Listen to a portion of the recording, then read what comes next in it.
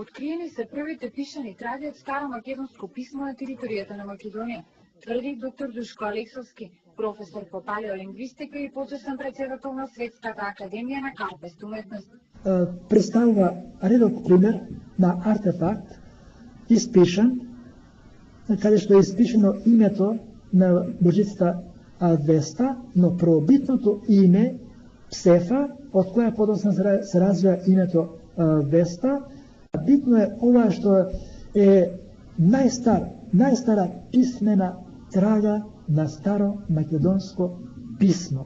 Знаците на глинениот поклопец стар 4000 години според Алексовски се епохално откритие, прво од ваков вид во светски рамки, многу важни за палеолингвистиката. Решва енигмата што представува Псефа, додека од историјата се има само предпоставувано дека така треба да се вика првобитното име на божицата Веста.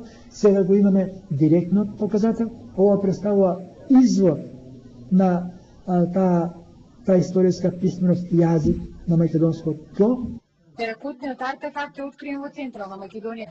За сега не откриваат каде е точната локација, а се предпоставува дека глинениот поклопец се користел за изведување на религиозни ритуали посветени на Веста, божицата на огништето, а неговото откривање е значајно како потврда на целокупниот културно-јазичен континуитет на овие простори.